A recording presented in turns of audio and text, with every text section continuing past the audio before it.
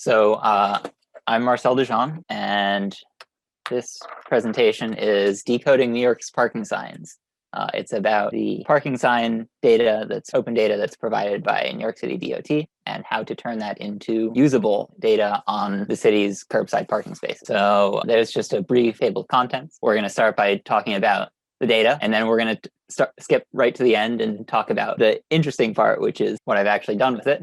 And then I'm going to walk through the process of getting from A to B. And I'd just like to take the time to thank, of course, BetaNYC, everybody who's running this event, my volunteers, Dejean and Maud. Thank you all for stepping up. I'd also like to thank James Bursa, who analyzed this data before me, and a lot of my work is based on his, and he had a lot of insights that helped me deal with this. And QGIS is a great piece of software. If you're doing anything with geospatial data, QGIS is the way to go. And of course, thank you times a million to New York City DOT for providing the open data. Sometimes it's not great.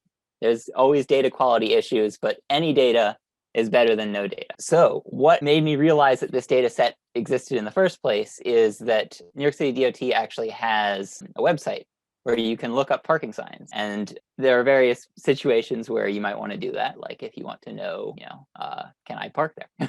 So whenever I see a website like this, I think, what's the data behind that, and can I get it? So this website shows you where parking signs are, but it doesn't tell you where you can park. It just shows you where signs are. And this is that analysis by James Bursa that I had mentioned. So this is how many parking spaces are there in New York City. So 6 years ago, I guess, James Bursa noticed this data set and did an analysis of it. And what he found out is that Manhattan contains about 215,000 parking spaces, but not all of them are available at the same time. So there's about 131,000 free parking spaces. And he was not far off, but one of the main notable things about the analysis that he did is that he didn't actually figure out where the parking spaces are. There's borough in the data set, and that was the extent of the geometry. Like, that was the level of geometry that he got to. So it's not about which neighborhoods the parking is in, but that was something that was really interesting to me, which is, where is the parking specifically? So the data set is this: parking regulation, locations, and signs. And there's 3 parts here. The zip file, it's listed as CSV in text, but its zip file is a shape file. And that is basically what's behind that NYCDOT signs.net, which is the location on the map of each parking sign. And it's text and some other stuff about it. But if you look at the red dot here, which side of the street is this sign on? Which side of Warren Street is this parking sign located on? If you answered the south side of the street, you're wrong. This is on the north side of the street. The data quality in the parking regulation shapefile is not super good. Every sign is placed somewhere, but those places don't always line up with the streets. So there's this order number here, and locations.csv gives the cross streets for each of these order numbers. So it's a mapping of order number to Main Street from to, and the side of the street. So this P is on the west side of Katona Avenue from East 236th Street to East 235th Street. And signs.csv contains for each of those orders a list of the signs with their text. And also, there are more signs in this data set than there are in the shapefile. And most importantly, this data set, the signs.csv, includes the end of the block location. So there's a sign, a pretend sign in there called curb line, which is the end of the curb. And that allows you to determine the overall length. Both of those, both the shapefile and this locations and signs, are 2 different ways to say where the signs are. Like, it's 200 feet north on the west side of Katona Avenue or whatever. And it tells you that it's a sign that says, for example, no parking anytime with an arrow. But that's not really usable data on what we want, because what we want to know is where the signs are referring to. Not just where the sign itself is, but where are the parking spaces. And not just the text, no parking anytime, but what does that actually mean? What effect does that actually have? Because free text is not really usable data. So now, skipping straight to the end, what I managed to do is turn that signs data into a map of the curbside parking spaces. Let's make sure everybody gets this link. And you should take a look at it. And maybe you live in Astoria. The way this works is you can either split up the geometry. It's boroughs and then census tracts and then census blocks, just because that was the simplest hierarchical way to break it down. And it will tell you for each of those. Oh, and so then you can select one of these areas, and it will tell you at the bottom here, for each time of day, how many parking spaces are free and how many have whichever restrictions on them. There are a bunch of signs that say no standing anytime. And so these red areas on the left are actually just places that you can never park, but it's still curbside space. So it goes in the data set. So let's say you live in Astoria and you want to know, in my area, how many parking spaces are there? In this census tract, there are at any given time between 422 and 728 parking spaces free. Most of this comes from, there's alternate side of the street. On Monday, there are a lot of parking spaces that are no parking, and that's because there's street cleaning at that time. And then during the night, there isn't. And you can split this down even further to the census block. Most census blocks are actually one city block. Some of them are even less. And some of them are weird things like bits of shoreline. But most census blocks are one city block. And so on this particular block, you can see that there are Monday streets, there are Tuesday streets, and there are Thursday streets, probably Tuesday, Thursdays, and a Monday. And if you split that even more, you can look at just one particular side of the street. So the east side of 14th Street from 30th Drive to 30th Road has 18 parking spaces. There are Tuesday alternate side spots. Tuesday daytime. So that means the times of day that I put here are like 7 to 10 a.m. and then daytime is like 10 a.m. to 4 p.m. or something like that. You can break that right down to the individual block. And then you can also even look at the signs and see that this is a Tuesday sign. This is great for exploring the data. You can look at each thing. You can figure out where the data quality is not great or where I haven't managed to get things coded right. So as an example, some of these spots have a certain number of spaces of curb lane uncoded. And so those are areas where there's a parking lane according to the street database, but there's no parking signs, probably because I haven't managed to match those streets to the parking signs. Or it could be like Staten Island, where there are just lots of streets that don't have any parking signs. And so there are parking lanes, but they don't have any coded parking signs in this data set. If you are somebody who works with open data and you know what a shapefile is, there is a shapefile that I've generated from parking map data. And you can load it up into your favorite tool, QGIS, and you can maybe set some rules on it.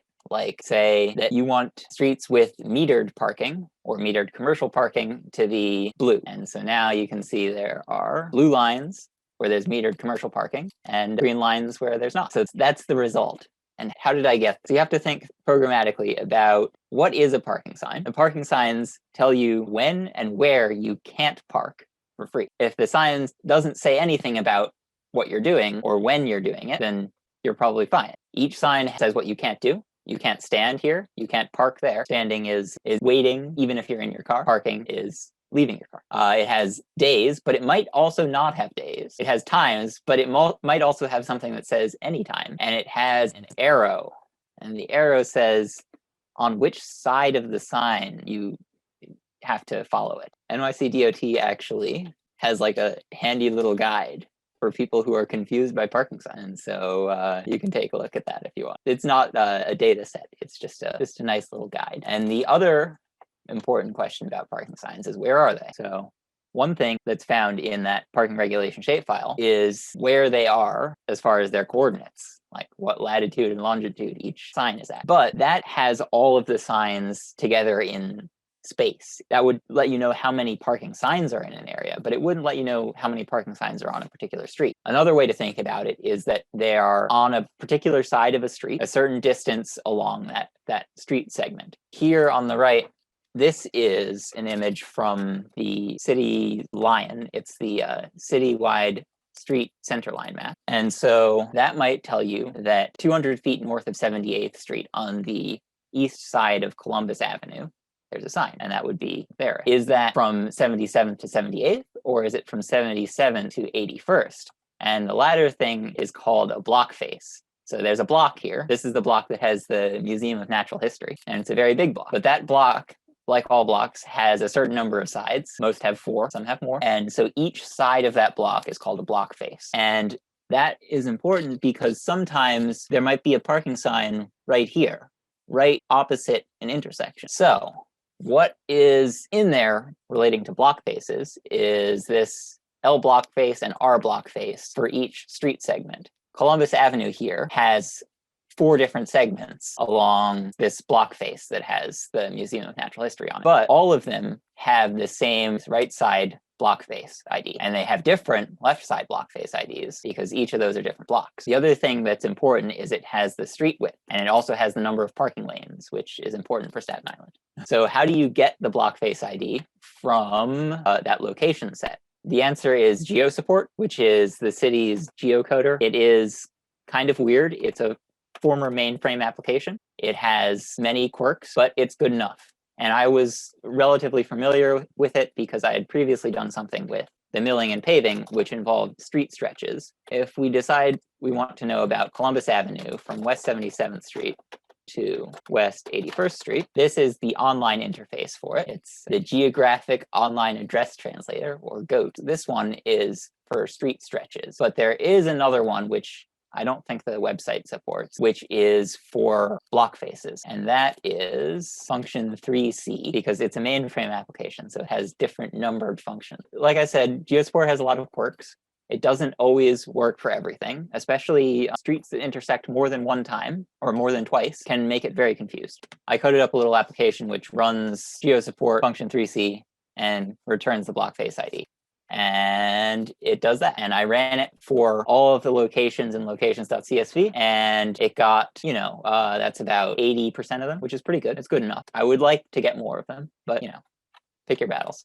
Okay. The other thing is that these are already geocoded by that parking regulation shapefile. The parking regulation shapefile says where they are on the street, but it doesn't say where they are in space. So we can find the closest block face. So the light green here is the block faces and the dots are the signs. And we can say that if parking regulation shapefile says that this sign with a particular order number is in this location, and that's very close to this block face, then that's where it is. And that's usually good. Sometimes, I don't know about these signs. I don't think that they're in the middle of buildings. You can get most of the remaining ones. There's about 3,000 locations that are just completely missing from the parking regulation shapefile. So those can't be gotten this way. Most of the remainder, most of those 12,500 locations can be geocoded this way. Also, though, you don't get the direction because we don't know whether this sign is at the beginning of that segment, at the beginning of that block face, at the beginning of that location, or if the location's going in the other direction and it's at the end. So this is where I'm going to crowdsource the geocoding here. What you can do is you can go to this site and it will give you a task. It says to select the south side of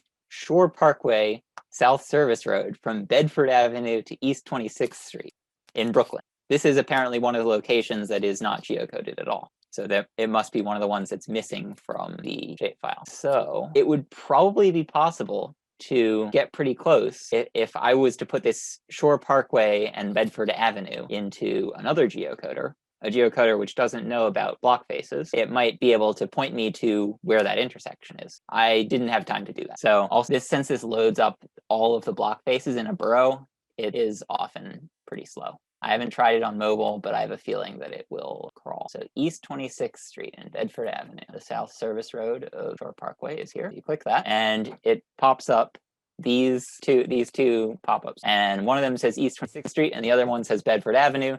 And you can see that they are switched. So you need to reverse that segment and you hit OK. You go on to the next one. Now I'm going to a Manhattan one, which is already geocoded. Almost. You see, there must have been signs along this stretch, but somehow it got backwards. And so all you got to do is hit reverse it and OK. There are 13,000 of them to do. You do however many you feel like. You hit send, it'll pop up your email client. You can just send me that. And at some point, I'll figure out how to integrate all of these. All right, back to the presentation. So that's where the signs are. Now, what do they say? The first thing that I noticed about these signs is that a lot of them have this text about how they were superseded by another sign.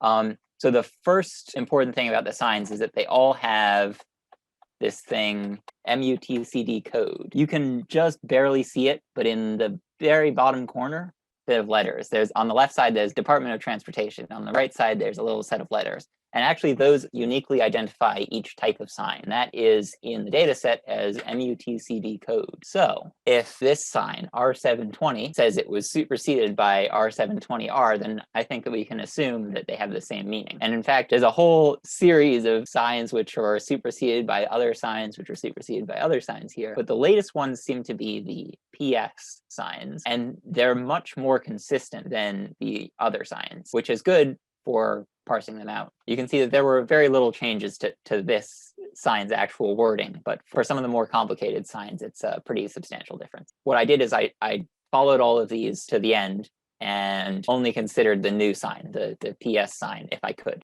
A lot of the old signs had misspellings. There was like a whole section of James Bursa's sign parsing logic that just deals with misspelled signs. If I only considered the new signs, I could avoid a lot of that. Also, a lot of the data set was cleaned up. So thank you, DOT, for taking care of your data. So how do you parse signs? The answer is you do lots of regular expressions on them. It's not the most interesting block of code, but you go through and however many hour parking, metered parking, that's a metered parking sign. The ones for days and times are more complicated, but same sort of deal. And then I didn't actually put a slide on it, but one of the tricky things here is that some signs have multiple sets of times and days, like Monday through Friday, 4 p.m. to 7 p.m., Saturday, 4 p.m. to 10 p.m. is like a common wording on these signs. And so that sort of makes us a second regulation in the code that I have. It works. I didn't check them individually for correctness. What I did check is that each token, each part of the sign had been assigned a meaning. And by that measure, 3,000 out of 3,500 were fully correct. Some of the ones that were not really well handled are ones that don't have a meaning that I can use. Like there's a sign that just says Department of Buildings. That's like an extra sign that goes below authorized vehicles only. So there would be authorized vehicles only, Department of Buildings. So I would still be managing to cap the meaning, at least to the extent that I care about. Because if it's authorized vehicles, Department of Buildings versus authorized vehicles, police departments, maybe some of you want to do that kind of analysis, but that was not really what I was aiming for here. What I did want to know is, how much of it is reserved at all. So now that we have where the signs are and what they mean, now we need to figure out exactly where the signs are.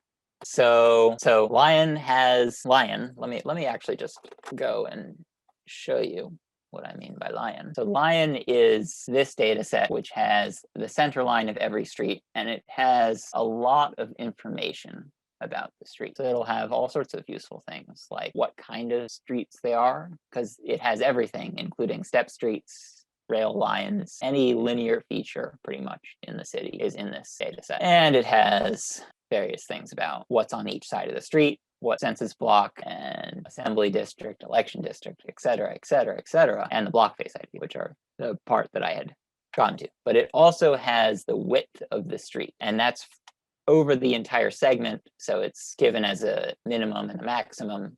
Most streets are the same width for the entire length of a segment. They might change between blocks or between segments, but mostly it's pretty consistent. And it also has information about whether there's a bike lane on the street. That might have an impact on how the street width and the amount of parking. But it's all the center of the street. It might have the information about the width, but it's the center of the street, and you can see they meet right at the intersection. So if we want the curb, we can offset the center of the street by half of the street width in each direction, and that gives you this. But where the streets intersect, the curb doesn't go all the way out into the middle of the intersection.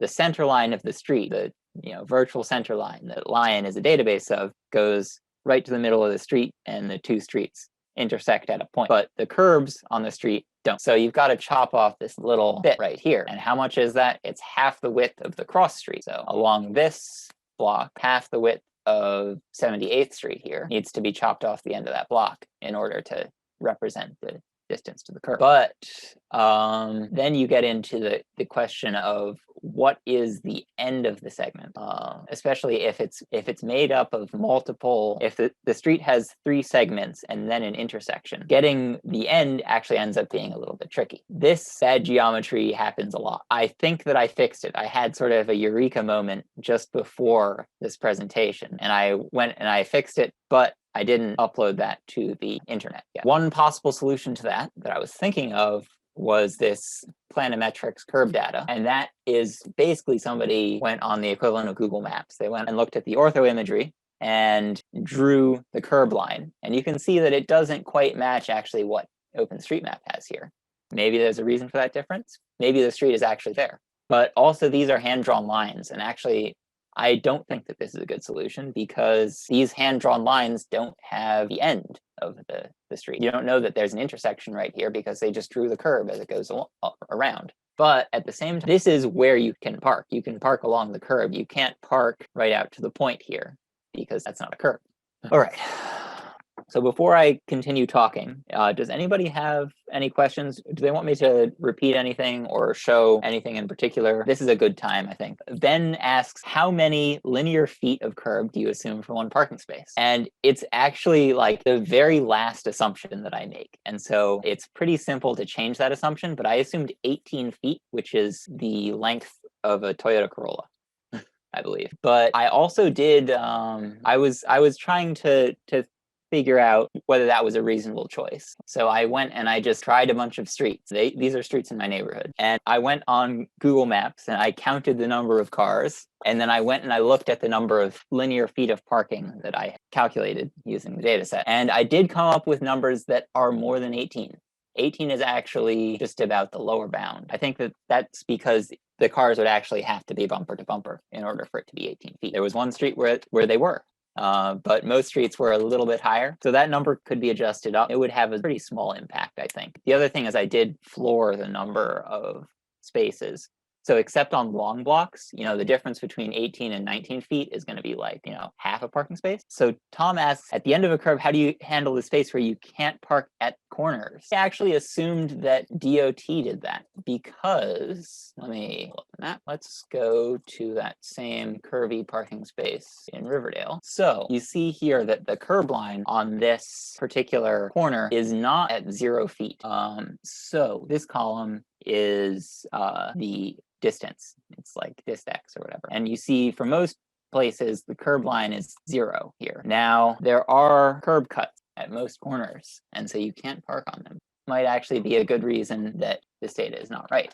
But there's also building line and property line, and those tend to be a few feet from the end of the street. So you see here the building line is not at the end. The curb line is at the end. The building line is a little bit further in from the end. And I actually assume that the last of those lines, building line, curb line, whatever, are where the parking begins. And so actually, since there's a crosswalk here, this is actually about right because the crosswalk is the same width as the sidewalk. And you can park once you're out of the crosswalk. That cuts off the right amount.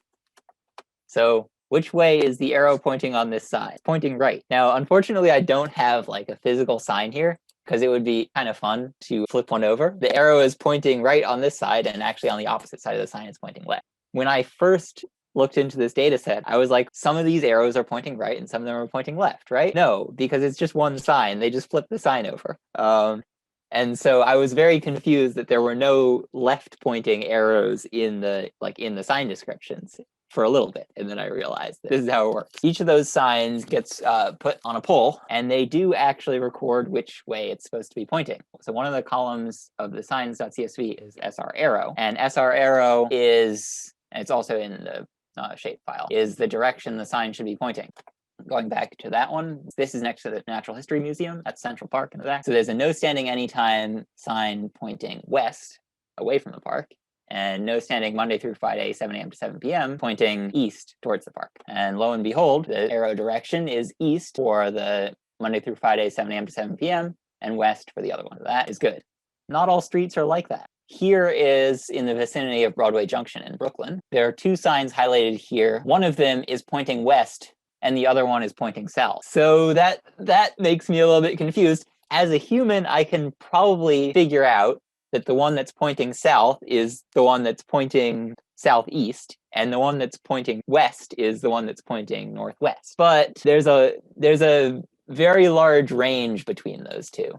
And so the set of numbers here is the arrow direction for signs versus the direction of the street. So I said like east-west, but then I took the actual direction of the street from the geometry. And so some of them make a lot of sense. Most of them are east-west streets or north-south streets with signs pointing north or south or east-west, whatever, the same direction as the street's going.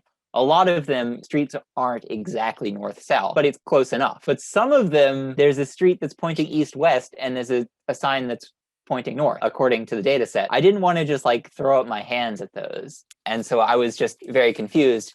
And what I figured out is actually, since James Bursa wasn't working with the actual geometry of the street, he couldn't say whether a street was east-west or north-south. He used this algorithm to figure out whether a sign was pointing forwards, as in locations, there's a from street and a to street. The from street to the to street is forwards. Here's how he did it. You look at the next sign pole. If there's a sign that matches the current sign points forwards. Otherwise, the current sign points backwards. So at the beginning of the street, if there was a no parking anytime sign and then some other sign further down the street, then you could know that the no parking anytime sign wasn't pointing forward to that other sign, because what's the boundary between them? There couldn't be a boundary between them. So you know that sign would have to be pointing backwards. In this case, there's two no parking anytime signs. So the first one points forwards. And the other thing is that if it's an arrow sign, it must be where the boundary is. And so if the current sign is an arrow sign, and it matches the previous sign, it has the same regulation as the previous sign, then that sign must be pointing backwards. In this case, you could never have this situation where there's two no parking anytime signs both pointing forwards, because there wouldn't be a boundary between them. They would actually have to be pointing away from each other. So they need to point towards each other in this case. They would have to be pointing either away from each other or towards each other. They couldn't be pointing in the same direction. But this approach falls apart sometimes. So this is a screenshot from the parking map. The dark gray is metered spots. Green is, so this would be part-time metered spots. But this is a residential block, and are all 84 spaces on this block metered spots? The answer is no, because there's only one sign on the block. And so without any extra signs for reference, that algorithm sort of falls apart. And so it just assumed that this sign was pointing forwards. And alas, this is a non-alternate side spot. So all of these are just free parking spaces on the block. And then at the very end of the block, they have some metered parking spaces. That's the actual situation here. But the algorithm that I have doesn't cover that right now. So improvements are needed. Also, there's a lot of data quality issues, which get dealt with over time. I thought there were more locations for me to do than there were, because some of these locations didn't have any signs.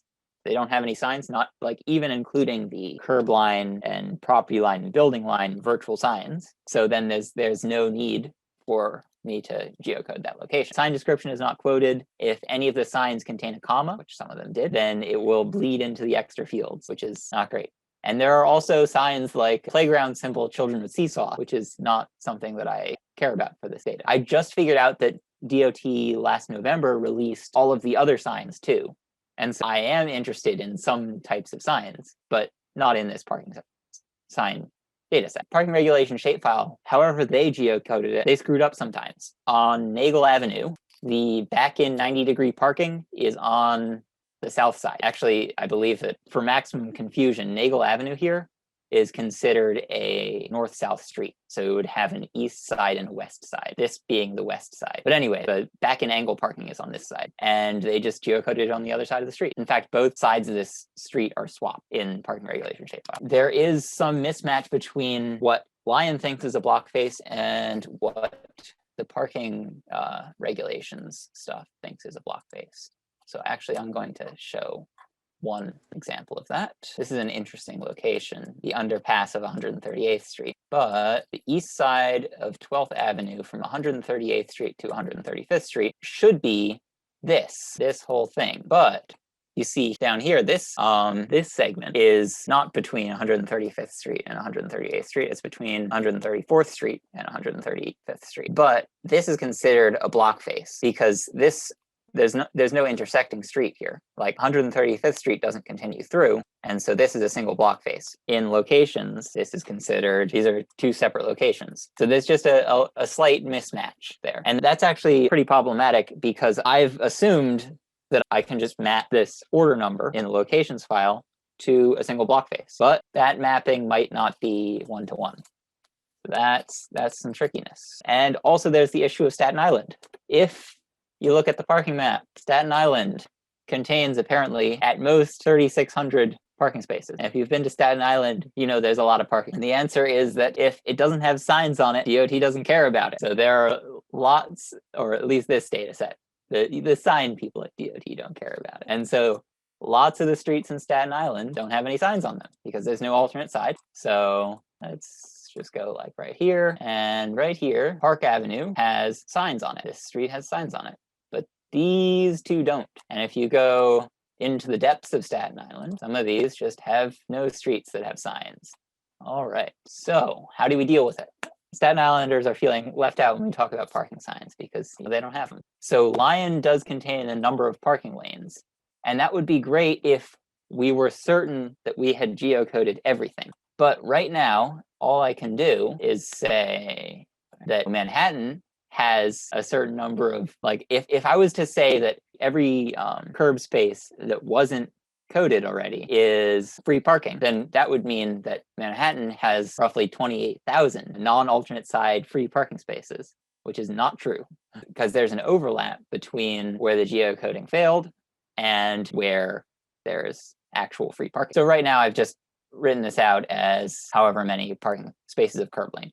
The other thing is that number of parking lanes is about the street. It's about the street segment. So whichever street segment has two parking lanes or has one parking lane. Some places have one parking lane. If there's only that information on the street segment, we're talking about block faces. I've got to cut this in half. And so this is why some of them say that there's a half a space of curb lane, because somewhere in there, there's a block with one parking lane instead of two parking lanes. And that might mean that instead of assigning the one parking lane to one side or the other side, I've assigned half to each side. And so that's how you ended up with half a space in some of these. So that is a place you can park that's missing from the data set. There's also a bunch of places that you can't park that are missing from the data set. You can't park in front of a fire hydrant, you can't park at a bus stop, and you can't park in front of a curb cut. So first, fire hydrants, there is actually fire hydrant data. Every fire hydrant has been geocoded.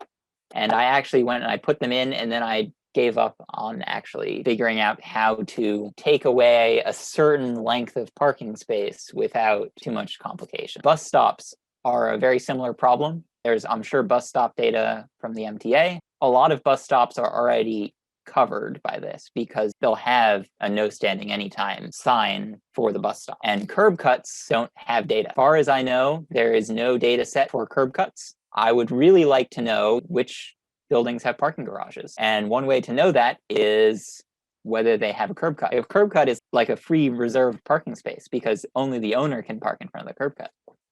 And so you think that would be kept track of, but that's not the case. If you look at a street, I should look at streets outside of Manhattan because that's where people have parking garages. So there's a lot of places that you can't park on this street because you can't park in front of any of these curb cuts. And so it has much fewer parking spaces than my data would claim because my data says you can park anywhere on this street. And even if I start accounting for hydrants, yeah, sure, you can't park in front of that hydrant, but there's also all of these curb cuts, but there's no curb cut data. As far as I know, it doesn't exist. I included a bunch of other data on the map because I started asking questions. There is population data, how many people live in an area, and aggregate vehicle ownership. The census asks, do you have access to a vehicle? And they somehow managed to turn that into how many vehicles are in an area, which is pretty neat. And that's how, if you've seen stats on what the car ownership rate in Manhattan versus Brooklyn versus Queens is, that's where it comes from. It comes from the census. I'd also like to know, where do those vehicles go? Because some people might say they don't have a vehicle. And also that doesn't capture commercial vehicles. There are commercial vehicles which are not going to be captured in the census data, but they exist. And maybe they are parked on streets. It's illegal in New York, not very heavily enforced. Census Transportation Planning Products has total workers in area and the way that they get to work. And so what I've put on the map is total workers in the area and how many drive to work alone, which is actually very, very interesting data. So if you look at, you got to be careful because it's only